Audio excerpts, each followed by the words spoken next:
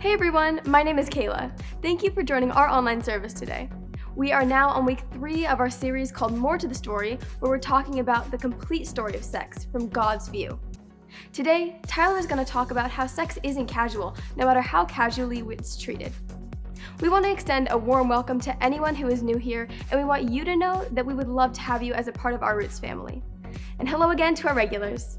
Take it away, Tyler.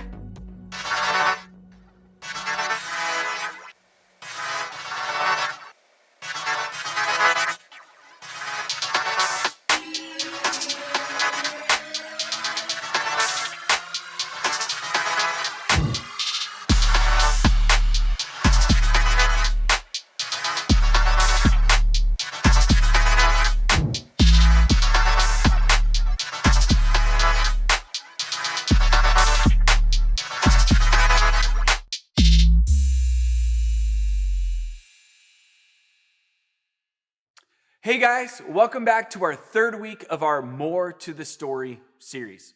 Just like everything on this set, what we are talking about today has more to the story as well. And I know some of you may not even want to hear about this series, but it's so important that you do. So one of my favorite things about hanging around high schoolers and middle schoolers is learning all the words that you guys invent. I bet that you didn't know that. But you're giving me an education, and I didn't use bet right within your context, did I? Okay, whatever, I get it. But words like bruh and yeet and down bad or bussin'. And I hear you guys use those, and all it does is make me feel old, because my words back in the day were like fat with a PH and bomb. And you guys are like, oh, you're old. But here's another one. And I've heard some of you use this word cringy. And I bet that's what you're thinking of me when I was just using those words just now. But now I can't imagine my life without that word cringy. Cringy works for all kinds of topics, like talking about The Bachelor and Victoria's actions that she made on the show, or eating gas station hot dogs, or watching really awful TikTok videos. And there's another topic that could potentially feel cringy at first. Although I promise that I'll make a total effort to handle it well. And you ready? We're talking about sex. And if you haven't been watching the past few weeks, or you love to distract your way through church talks, we've been discussing things like sex, virginity, and porn. Yeah, you're probably awake now, aren't you?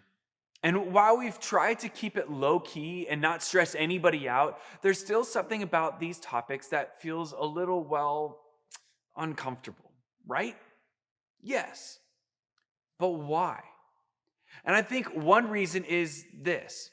When it comes to sex, sometimes adults talk about it in a really intense way.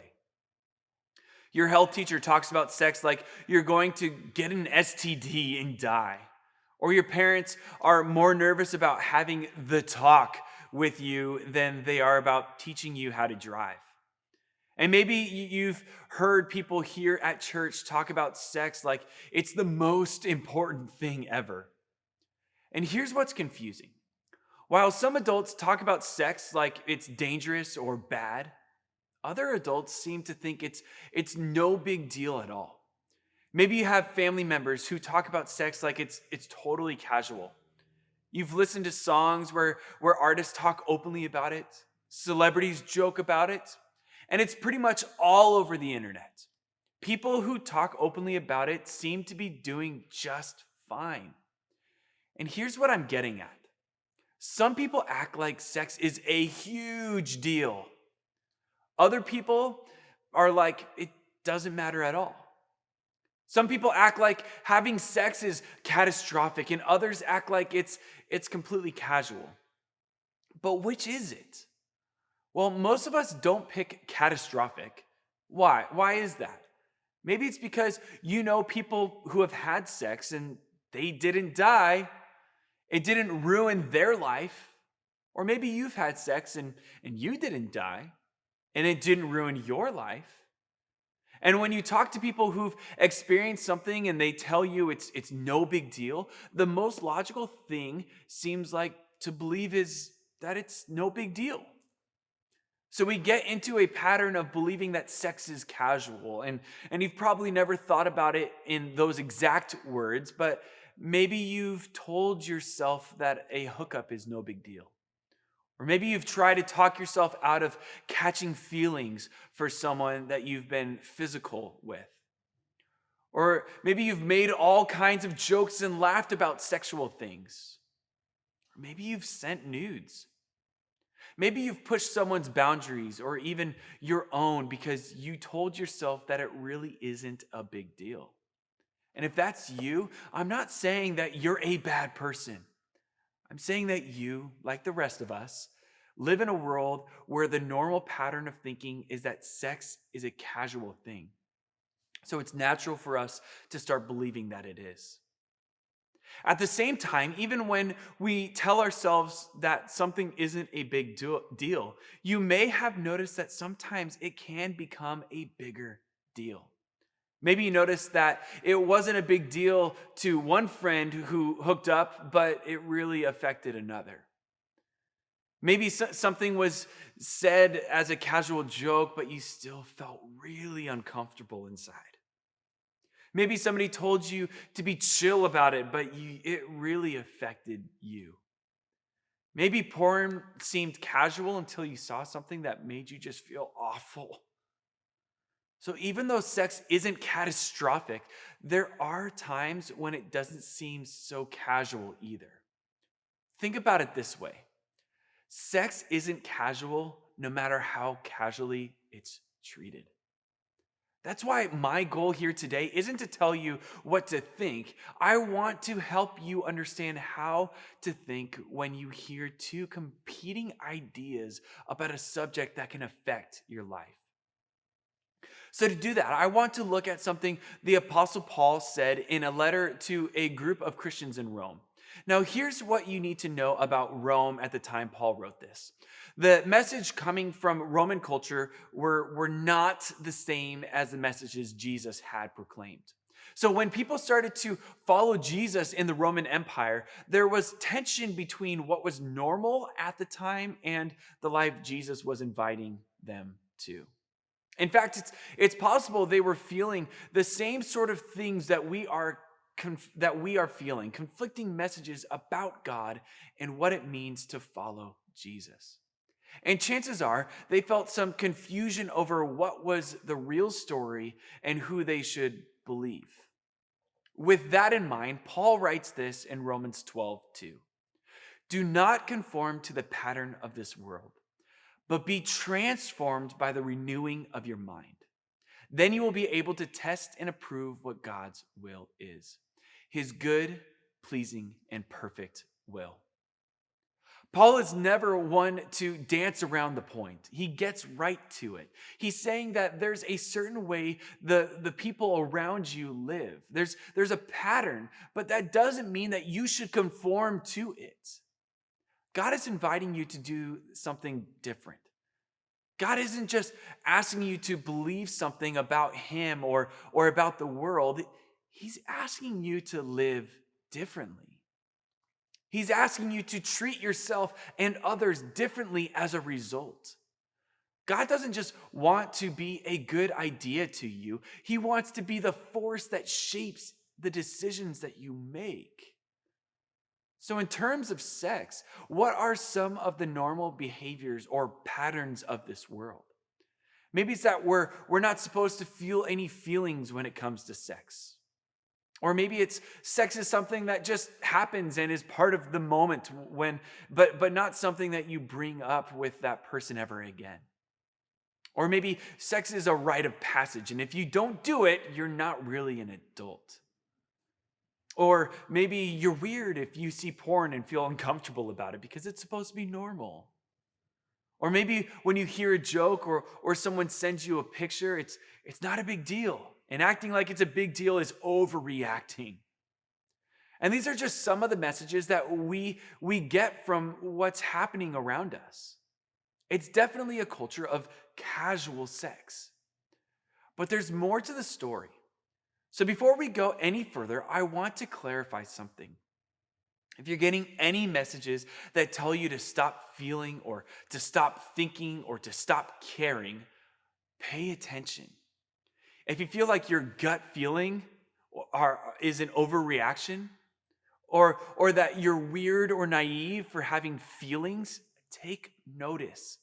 If something is telling you to turn off your feelings or pretend to be okay when you're not okay, that's generally not a great idea. And I'm not the only one who thinks so. A few verses later, Paul says this in Romans 12, verse 9 and 10.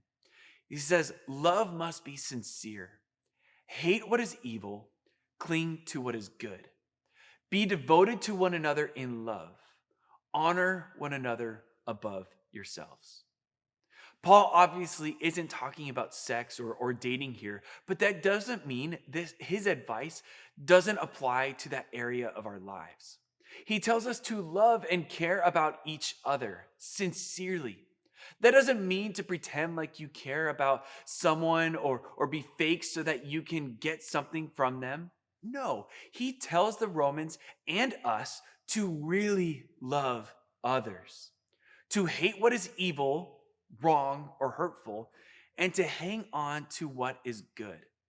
That's a different message than we're hearing in a culture of casual sex.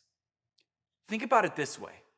If we have to talk ourselves out of feeling something, if we have to turn off our conscience in order to make that joke or watch that clip or open that picture, then we aren't being sincere, genuine, or real. We're being fake. We're just pretending. And God has called us to something more. God is inviting all of us to be transformed into something new, something better. God is calling us to be the kind of people who understand that how we treat another human being is never casual, no matter how casually people act about it. God, who invented sex, designed it to be a good thing, to be significant, and to matter. And if we're getting messages that tell us that it doesn't matter, it's not a big deal, or we should have less feelings about it, that doesn't line up with the heart of God. If someone sends us a pic and something in our hearts goes, "I shouldn't look," that's something worth paying attention to. If we're going further in a relationship than we want to, and our hearts are getting involved more than we think is okay, we need to listen. That's an invitation for us to transform our minds, to think differently, and refuse to conform to a way of thinking just because that's how everybody else thinks. In a culture of casual sex, there's more to the story. And Paul tells us to transform our minds beyond what culture tells us. But how? To start, you need to know that if you're feeling any shame over things that you've done in the past, there's no judgment here. Every single one of us has done something that we regret, something that we aren't proud of, or something that we wish we would have thought through more than we did. No one is better than anyone else. We're all created in the image of God, and we're all called to do what Paul is suggesting, no matter what our sexual history is. We can all be transformed and begin thinking in a new way. And here's how. Start by identifying where you've been affected by a thought pattern. When it comes to sex, in what ways are you tempted to conform or just go along with what everyone else is saying or doing? Have you viewed it as something that's not a big deal or something that you should turn off your feelings towards?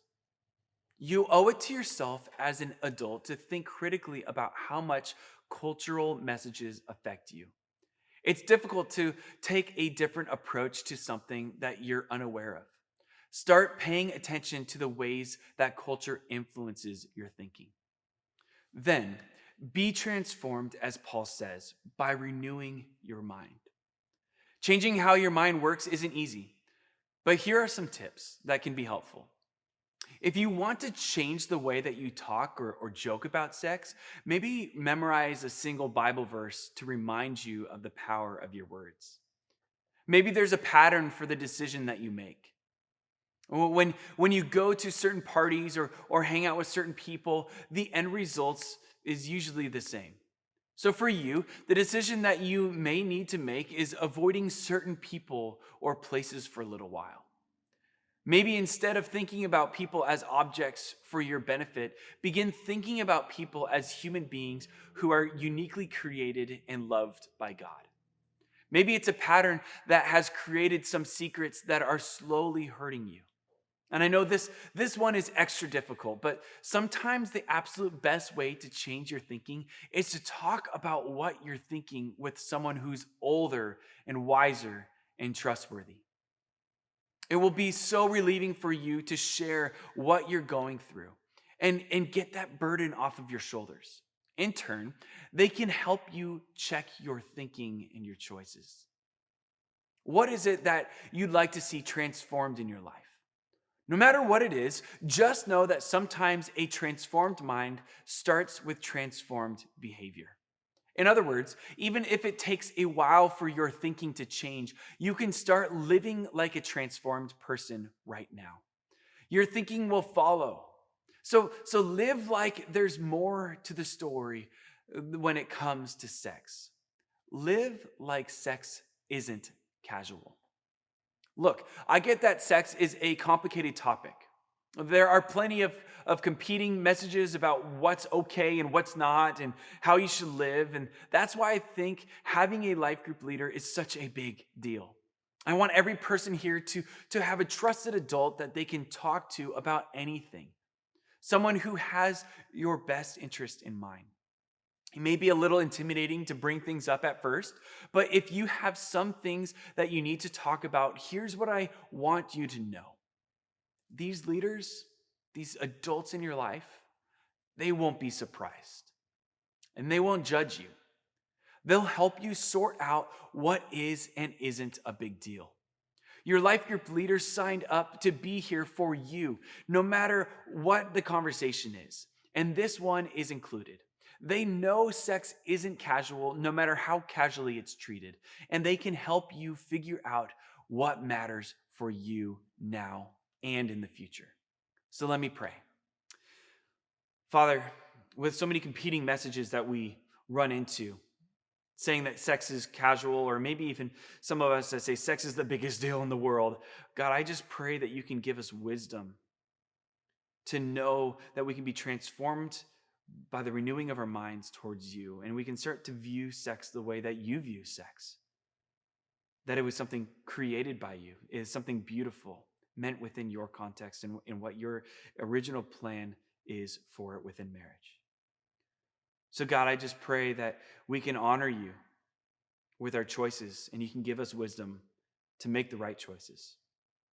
We love you, Jesus, and we thank you, and we pray this in your name. Amen. Hey, thanks guys for watching. We have one more week left next week, so we will see you next week. Bye, guys. Thanks, Tyler. That was a really good message. You've probably been taught that sex either isn't a big deal or it's the biggest sin you could ever commit. But it's neither of those things, so let's allow God to transform our thinking about it. Now, please take a moment to fill out the Connect card linked in the description. This way, we can stay connected with you guys and pray for you throughout the week. If you want to take any of the next steps, you can fill those out there as well, and we will contact you. You can also follow us on Instagram or TikTok, which are also linked in the description. Have a great week. Bye.